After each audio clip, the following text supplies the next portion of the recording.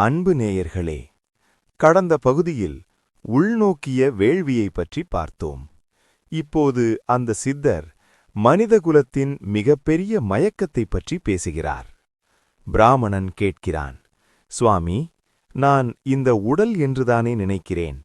கை வலித்தால் எனக்கு வலிக்கிறது, பசி எடுத்தால் எனக்கு பசிக்கிறது. இதில் நான் வேறு, உடல் வேறு என்பது எப்படி சாத்தியம்? அதற்கு அந்த சித்தர் ஒரு புன்னகையுடன் பதில் சொல்கிறார். மகனே, நீ உடுத்தியிருக்கும் சட்டையை நீ என்று சொல்வாயா, அல்லது நீ குடியிருக்கும் வீட்டை நீ என்று சொல்வாயா? இதை ஒரு அழகான உதாரணம் மூலம் அவர் விளக்குகிறார். கற்பனை செய்து பாருங்கள். ஒரு பறவை ஒரு கூட்டில் வசிக்கிறது. அந்த கூடு வைக்கோலாலும் மண்ணாலும் ஆனது. அந்த பறவை நினைக்கிறது, இந்த கூடுதான் நான் என்று. ஒரு நாள் பலமான காற்று வீசி அந்த கூடு சிதறும்போது பறவை கதறி அழுகிறது. ஆனால் உண்மை என்ன? கூடு சிதைந்தாலும் பறவைக்கு சிறகுகள் இருக்கின்றன, அது உயரே பறக்க முடியும்.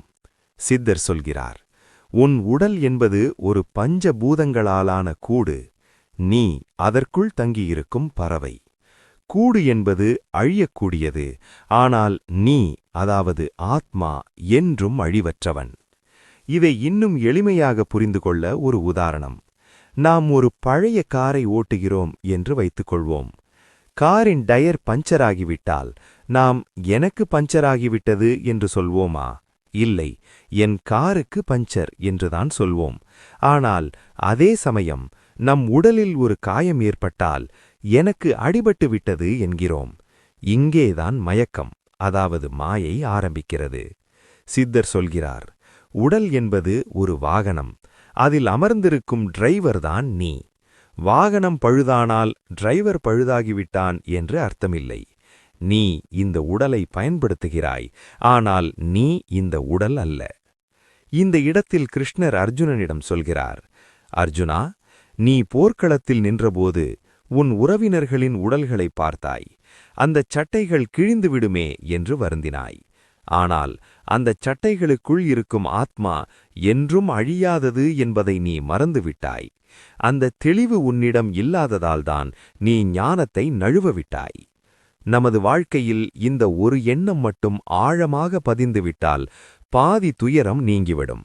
ஒரு நஷ்டம் வரும்போது, ஒரு நோய் வரும்போது, அல்லது ஒரு பிரிவு ஏற்படும்போது, இது என் உடலுக்கோ அல்லது என் சூழ்நிலைக்கோ வந்த மாற்றம், இது எனக்கு, அதாவது ஆத்மாவிற்கு வந்ததல்ல என்று சொல்லப் பழகினால் அங்கே ஒரு அசாத்தியமான அமைதி பிறக்கும். பிராமணன் வியப்புடன் கேட்கிறான், சுவாமி, இந்த உண்மையை நான் எப்படி எப்போதும் நினைவில் வைத்திருப்பது? உலகம் என்னை இழுக்கிறதே. சித்தர் அடுத்து சொல்லப் போகும் அந்த மன தூய்மை பற்றிய ரகசியம் இன்னும் ஆச்சரியமானது. ஒரு கண்ணாடி அழுக்காக இருந்தால் பிம்பம் தெரியாது என்பது போல மனதை எப்படி துடைப்பது? அதை அடுத்த பகுதியில் பார்ப்போம்.